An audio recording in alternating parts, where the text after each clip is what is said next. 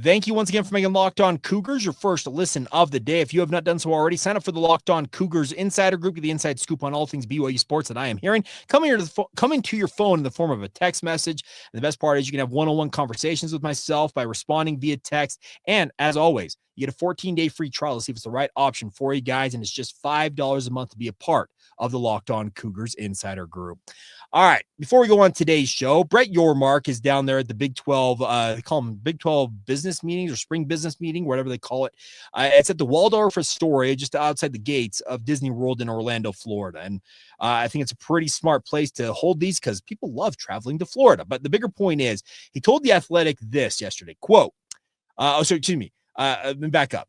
Big 12 Commissioner Brett Yormark, Chris Vanini of the Athletic, says he tells The Athletic he's strongly behind the 5+11 CFP model, even if the league might not get 2 bids in a given year. So let me back up. The 5+11 model is there's a proposal for a 16-team college football playoff. That is obviously where this is going. It's going to go from the 12 teams to 16. Just get ready for it. Next year, 2026, there'll be 16 teams. The model format has been the big question. The Big Ten and the SEC have favored having 4 automatic bids for themselves, 2 automatic bids for the Big 12 and the ACC, 1 for the G6, and then essentially 3 at-large bids.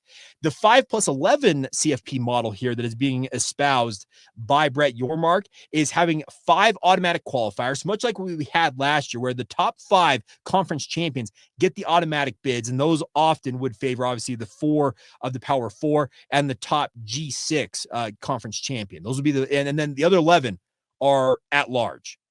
Now, history suggests that this actually would work out more in the favor of the SEC and the Big Ten, because the SEC, if you go back and look at essentially the rankings of the CFP going back since its inception, the SEC would get more often than 5 teams in this model. More than the 4 automatic, they would get 5 in.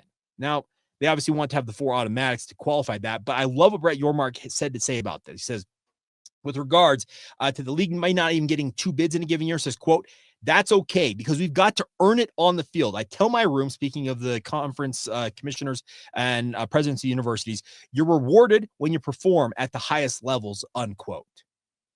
Brett understands that he's at a disadvantage when he's trying to negotiate this stuff. Greg Sankey went on the warpath earlier this week saying that you guys can put together your statements about how you want for the best of the game. Don't dictate to me how to do best of the game. Here's the thing, Greg Sankey. You're trying to ruin the game that we love. Now, there's obviously the question out there saying, well, do Saturdays still feel the same? For now, they do. But if the SEC takes its ball and goes home and the Big Ten follows suit, is anybody going to feel the same about how the college football universe feels? No. The other thing about this is we're seeing the SEC and the Big Ten discuss having a scheduling alliance where they would play 9 conference games each. That would obviously require the SEC to upgrade their conference schedule to 9. And then obviously play a crossover game, Big Ten and SEC. That makes essentially 10 games.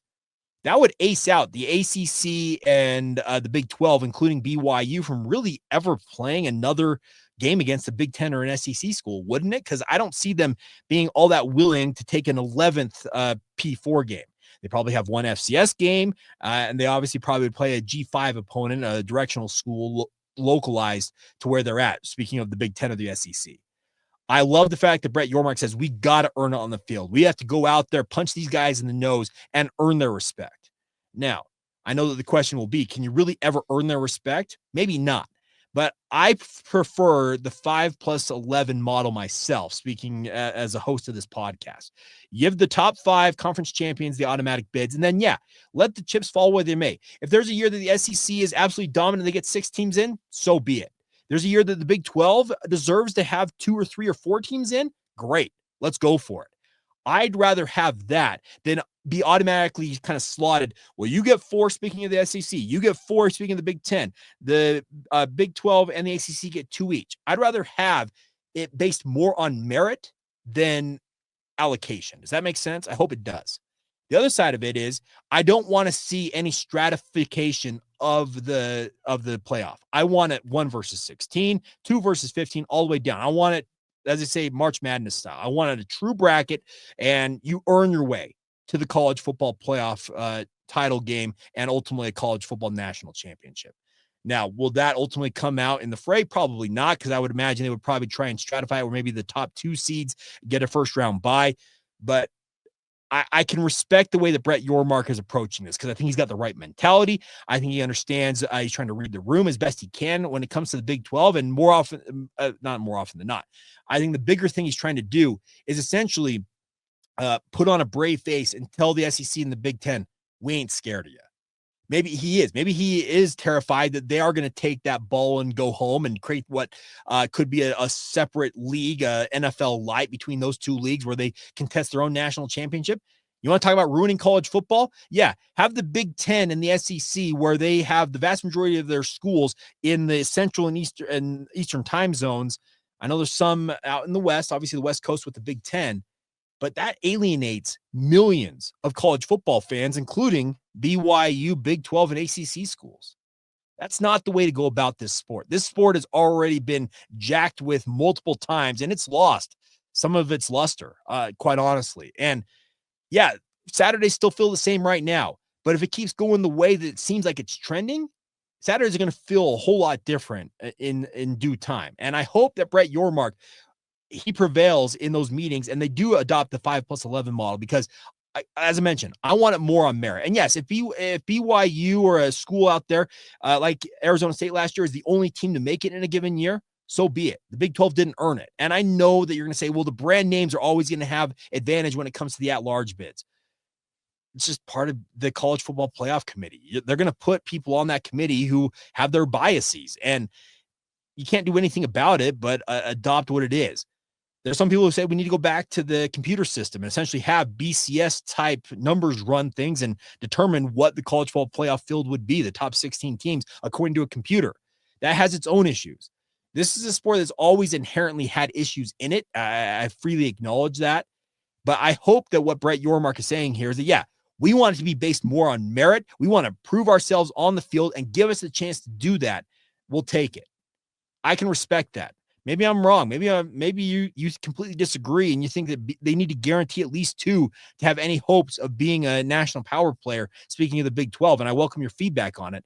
But I really do think what Brett Yormark is saying here is the right mentality to have at this juncture.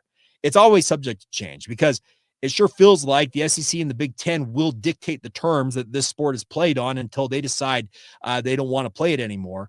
But I think for the time being, Brett Yormark, he is trying to fight fire with as much fire as he possibly can muster. And I think is advocating for the 5+11 model versus kowtowing to the 4-4-2-2-1 model that is being espoused by the SEC and the Big 10.